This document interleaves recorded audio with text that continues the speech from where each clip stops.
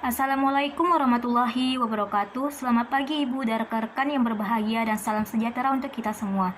Semoga kita semua selalu diberikan kesehatan oleh Allah Subhanahu wa taala. Amin ya rabbal alamin.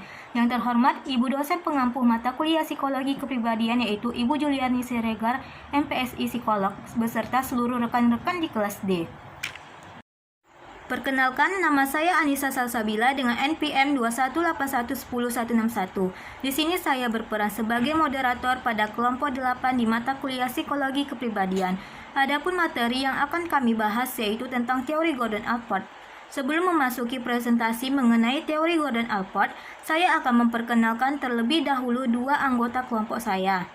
Yang pertama, Andi Aprilia dengan NPM 218110244. Yang kedua, Melissa Maharani dengan NPM 218110040. Langsung saja kita masuk dalam pembahasan materi teori Gordon Allport. Siapa itu Gordon Allport? Saya akan menjelaskan tentang siapa itu Gordon Allport. Baiklah, di sini saya akan menjelaskan tentang biografi Gordon Allport. Gordon Willard Allport dilahirkan di Indiana pada 11 November tahun 1897, tetapi dibesarkan serta mendapat pendidikan yang awalnya di Cleveland. Ayahnya merupakan seorang dokter, mempunyai 3 bersaudara, di mana semua saudaranya itu laki-laki. Allport menyelesaikan pelajaran undergraduate-nya di Harvard University. Tahun 1919 menyelesaikan pelajarannya dengan keahlian pokok ilmu ekonomi dan filsafat.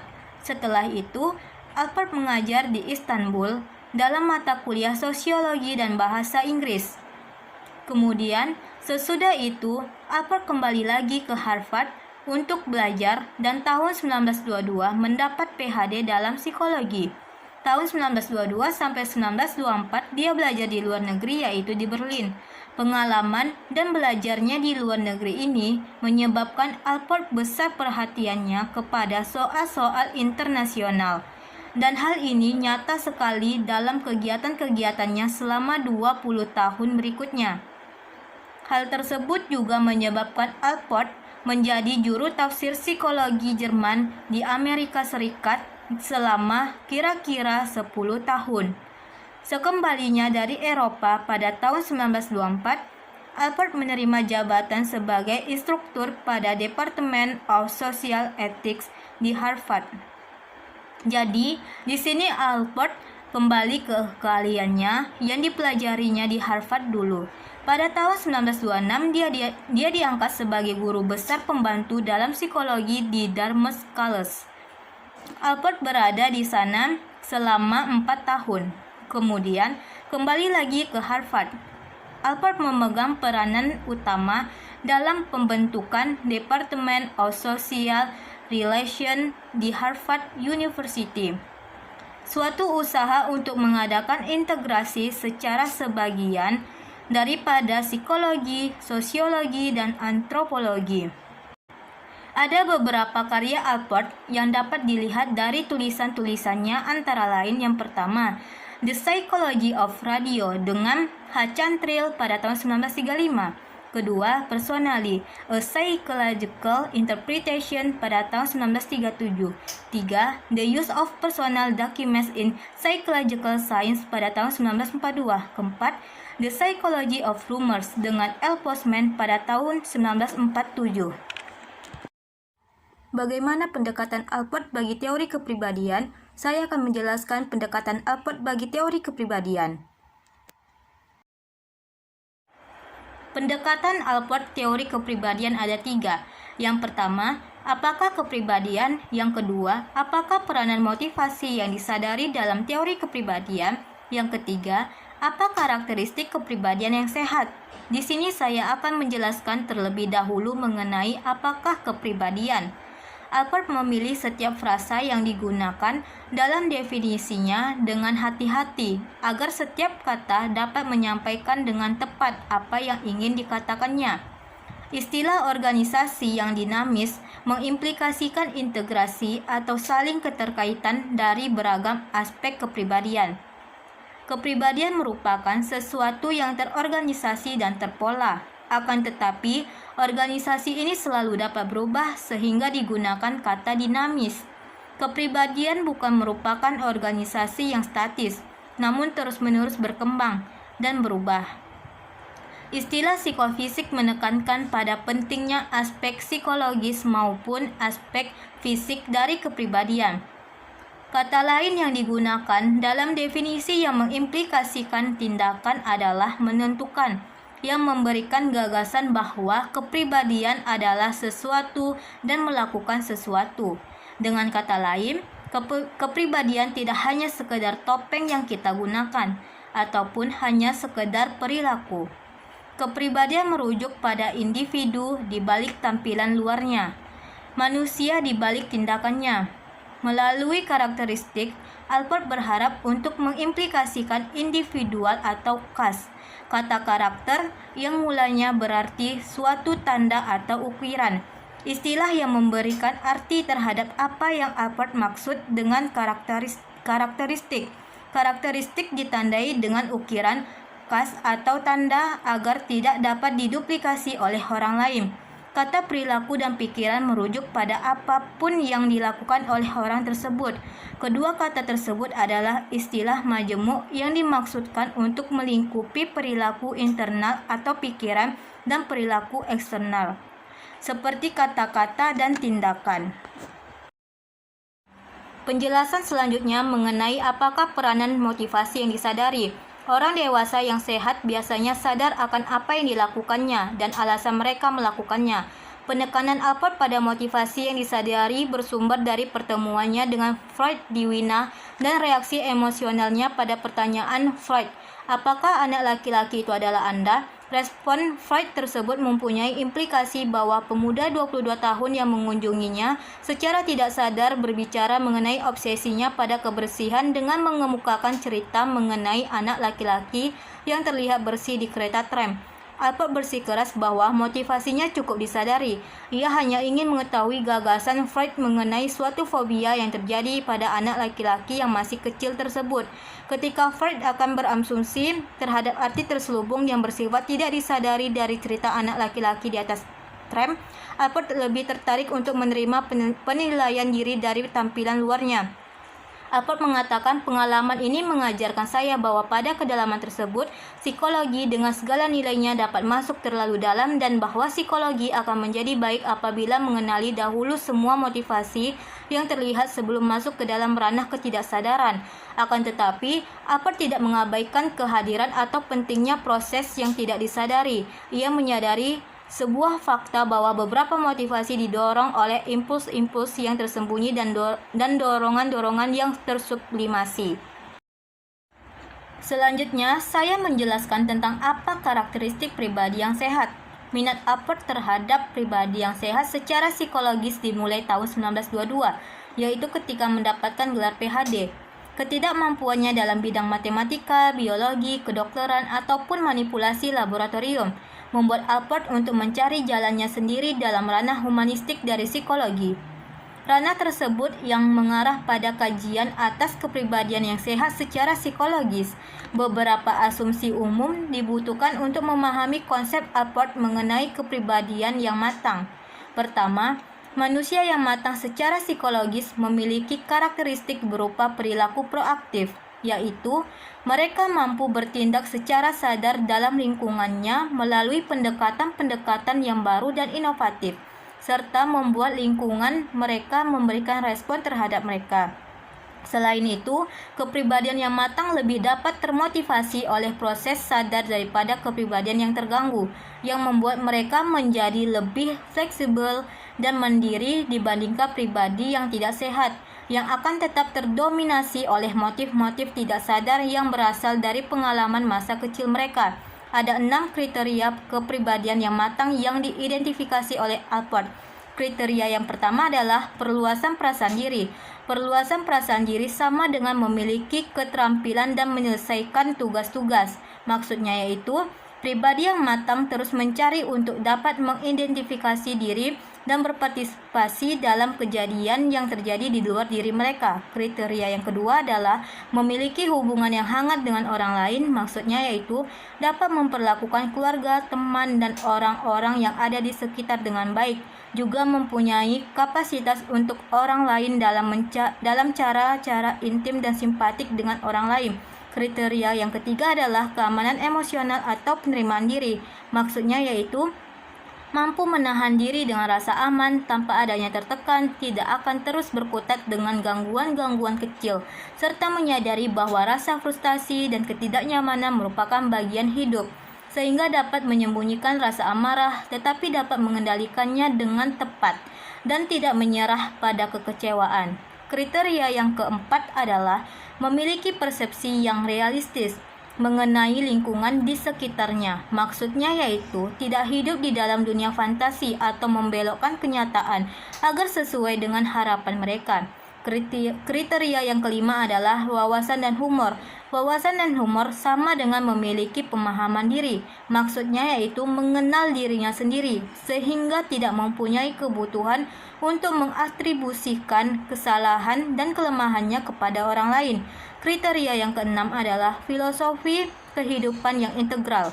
Filosofi kehidupan yang integral sama dengan memiliki filsafat hidup yang mempersatukan. Maksudnya yaitu manusia yang sehat mempunyai pandangan yang jelas mengenai tujuan hidup mereka. Baiklah, sekian penjelasan dari saya. Penjelasan materi selanjutnya akan dijelaskan oleh rekan saya yaitu Melisa Maharani. Baiklah, kita masuk ke pembahasan yang ketiga mengenai struktur dan dinamika kepribadian. Pada teori yang telah dikemukakan oleh tokoh-tokoh pada sebelumnya, itu dapat dipergunakan rangka struktur, dinamika, dan juga perkembangan kepribadian.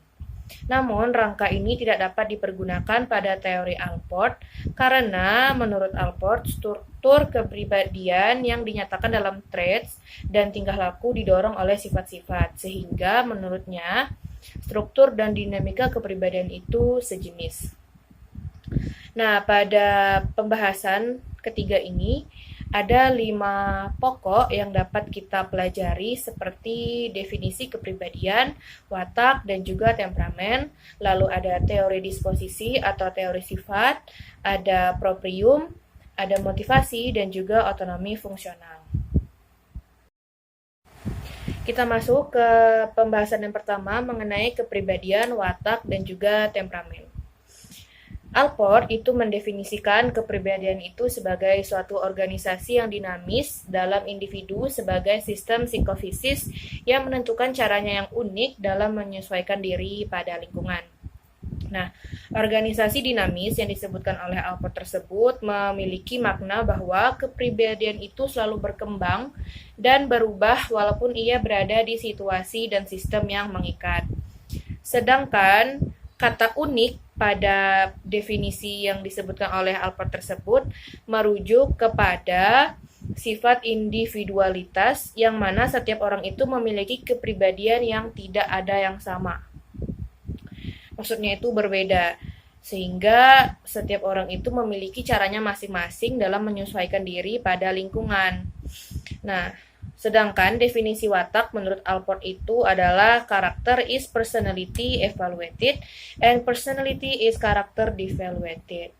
Dan Allport ini juga beranggapan bahwa watak itu sebagai norma tingkah laku tertentu dari perbuatan-perbuatan individu. Sehingga banyak kali istilah baik dan buruk itu dipakai untuk menggambarkan watak individu seseorang. Lalu yang terakhir itu mengenai temperamen. Temperamen ini berhubungan dengan faktor-faktor biologis atau fisiologis sehingga temperamen ini sedikit sekali mengalami perubahan dalam perkembangan.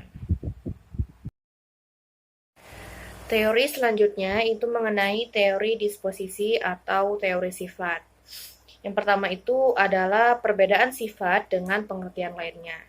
Jadi, sifat ini memiliki definisi sebagai suatu sistem neuropsikis yang diarahkan dengan kemampuan untuk menghadapi bermacam-macam perangsang, memulai serta membimbing tingkah laku adaptif dan ekspresif secara sama. Sifat ini memiliki perbedaan dengan habit, attitude, dan juga tipe. Perbedaan sifat dan habits itu adalah sifat ini memiliki sifat yang umum atau cenderung umum, baik dalam situasi yang dicocokinya maupun dalam respon yang menjelma darinya. Perbedaan sifat dan attitude adalah sikap itu biasanya berhubungan dengan objek, sedangkan sifat itu tidak. Dan sikap itu biasanya memberikan penilaian bisa positif ataupun negatif terhadap objek ataupun situasi yang dihadapinya, sedangkan sifat itu tidak. Dan perbedaan sifat dan tipe adalah sifat itu mencerminkan keunikan seseorang, sedangkan tipe itu cenderung menyembunyikan. Sehingga bagi Allport, tipe ini menunjukkan perbedaan buatan yang tidak begitu cocok dengan kenyataan, sedangkan sifat ini merupakan refleksi yang sebenarnya. Lalu masuk ke penjelasan selanjutnya mengenai perbedaan sifat umum dan juga sifat individual. Sifat umum ini bukanlah sifat asli seseorang, melainkan sifat yang dipengaruhi oleh masyarakat ataupun kesamaan biologis. Sedangkan sifat individual ini lebih merujuk ke kata unik, yang dimana tidak pernah ada dua individu itu memiliki sifat yang sama.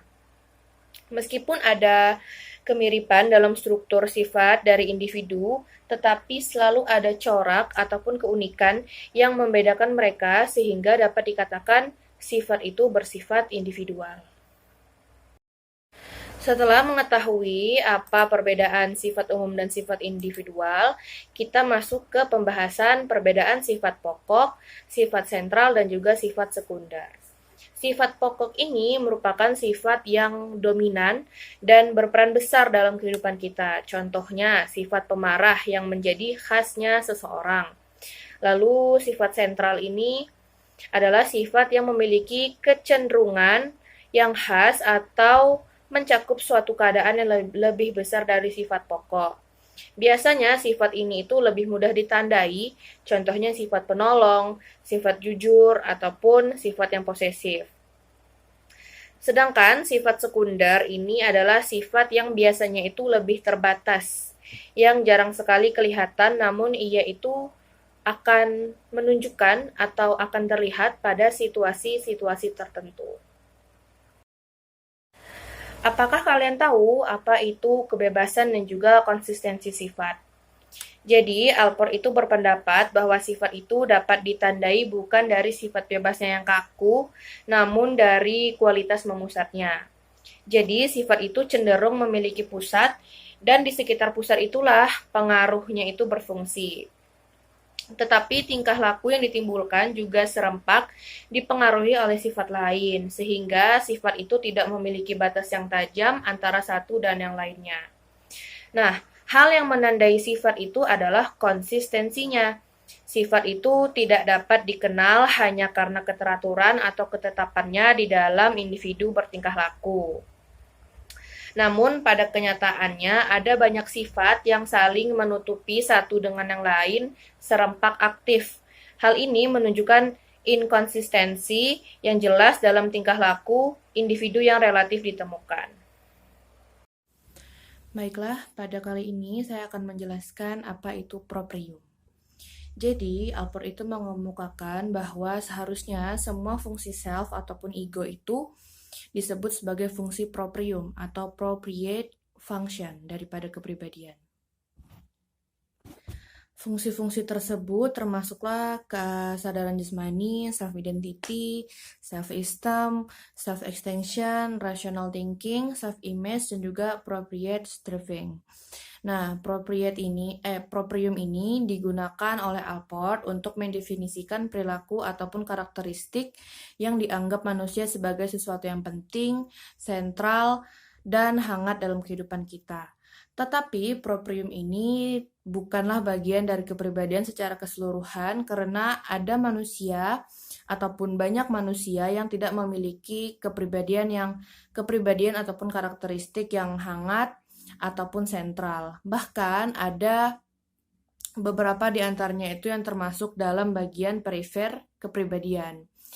Proprim itu tidak dibawa sejak kita lahir, namun proprim itu berkembang dalam perkembangan individu kita. Lalu saya akan menjelaskan materi mengenai teori motivasi menurut Allport. Di sini saya akan menjelaskan dua, yaitu definisi dan juga ciri-ciri teori motivasi. Yang pertama itu ada definisi. Semua disposisi personal merupakan sesuatu yang dinamis, yaitu memiliki kekuatan motivasi. Allport menerima pemikiran dari Freud bahwa motivasi itu dapat berakar dari sosialisasi dorongan insting pada masa kanak-kanak. Namun, pada saat masa dewasa, motivasi atau dorongan tersebut memiliki kedudukannya sendiri. Allport juga mengatakan bahwa banyak motif yang otonomnya itu secara fungsional, maksudnya motif tersebut lepas dari asal-muasal mereka ketika masa kanak-kanak. Seseorang termotivasi karena dorongan yang dirasakannya itu dari kejadian masa lalu, serta menyadari apa yang mereka lakukan dan mempunyai pengetahuan atas alasan kenapa mereka melakukan hal tersebut. Teori motivasi Allport ini memiliki dua ciri-ciri yang dimana Allport itu menolak masa lalu sebagai bagian penting dari motivasi, dan menurut Allport, proses kognitif adalah hal yang penting dalam motivasi pada orang dewasa. Dan proses tersebut dapat berupa tujuan hidup ataupun perencanaan terhadap sesuatu. Baiklah, kita masuk ke pembahasan otonomi fungsional. Jika kita sudah mengetahui apa itu teori motivasi pada Allport, kita juga tidak asing dengan kata otonomi fungsional. Karena otonomi fungsional ini merupakan ide Allport mengenai teori motivasi. Otonomi fungsional merupakan prinsip yang menyatakan jika suatu bentuk tingkah laku atau aktivitas tertentu dapat menjadi sasaran atau tujuan dalam dirinya sendiri, meskipun semua dilakukan demi alasan lain. Setiap tingkah laku, baik itu sederhana ataupun kompleks, yang awalnya berasal dari tegangan organis, dapat berlangsung secara mandiri tanpa adanya faktor biologis yang memperkuatnya. Ada 6 bukti otonomi fungsional. Yang pertama itu ada refleks sekuler. Refleks sekuler ini adalah perbuatan yang dilakukan jika terus-menerus atau secara berulang-ulang. Karena menurut Allport, untuk melakukan perbuatan secara berulang itu tidak dibutuhkan dorongan-dorongan pokok karena perbuatan itu sendiri berlangsung sampai ia dihambat oleh perbuatan baru atau sampai ia lelah. Lalu ada cognitive perseveration, ada refleks bersyarat tanpa reinforcement, ada hasil penyelidikan ilmu perbandingan psikologi, ada neurosis, dan juga hubungan antara minat yang timbul karena pengalaman. Yang keempat, studi tentang individu. Studi tentang individu terbagi menjadi 3 macam, yaitu yang pertama, ilmu pengetahuan morfogenik. Istilah ideografik dan morfogenik sama-sama berkaitan dengan individual. Hanya saja, morfogenik lebih merujuk kepada atribut berpola dari organisme secara keseluruhan, sedangkan ideografik tidak membahas sama sekali tentang pola ataupun struktur. Yang kedua, buku harian Marion Taylor. Pada akhir tahun 1930-an, Allport dan istrinya mengenal suatu sumber yang sangat kaya akan informasi dari seorang wanita yang bernama Marion Taylor. Inti dari informasi tersebut adalah buku harian yang hampir keseluruhan berisi tentang masa hidup Marion Taylor. Dan yang terakhir, surat-surat untuk Jenny. Pendekatan morfogenik Allport mengenai kajian kehidupan diilustrasikan dengan sangat baik dalam Letters from Jenny. Surat-surat ini berisi tentang suatu kisah seorang wanita yang memiliki perasaan cinta dan benci yang sangat mendalam pada anaknya Rose. Di antara Maret 1926 hingga Oktober 1937, Saat Rose meninggal, Jenny selalu menulis serangkaian surat, yaitu 301 surat untuk dikirim ke teman sekamarnya Rose pada saat kuliah, yang dapat dipastikan yaitu Gordon dan Alport. Awalnya Alport mengunggah surat-surat ini tanpa nama, anonim. Dan pada akhirnya ia menuliskan kembali surat-surat tersebut, menerbitkannya secara detail mengenai siapa nama dan pemilik dari surat-surat tersebut. Yang kelima atau yang terakhir yaitu riset atau penelitian terkait. Yang pertama, orientasi religius intrinsik versus ekstrinsik. Alport dan G. Michael Rose pada tahun 1967 mengemukakan Religious Organization Cult atau ROS yang dapat diaplikasikan hanya untuk orang-orang yang pergi ke gereja. Skala ROS ini terdiri dari 20 item, yaitu 11 ekstrinsik dan 9 intrinsik. Contoh dari ekstrinsik yaitu tujuan berdoa adalah untuk mendapatkan kelegaan dan perlindungan. Dan contoh dari intrinsik yaitu saya akan berusaha keras untuk mengamalkan ajaran agama saya kepada seluruh aspek kehidupan. Selanjutnya, bagaimana mengurangi prasangka konta optimal. Alport pada tahun 1954 mengemukakan bahwa salah satu komponen penting untuk mengurangi prasangka adalah konta. Apabila anggota dari kelompok mayoritas dan minoritas lebih berinteraksi di bawah optimal, maka prasangka akan berkurang.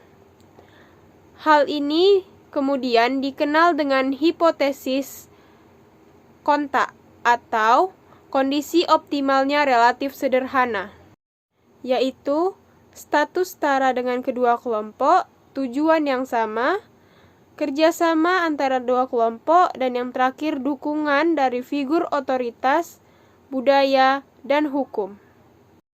Sekian presentasi dari kami, kelompok 8. Mohon maaf apabila ada kesalahan. Wassalamualaikum warahmatullahi wabarakatuh.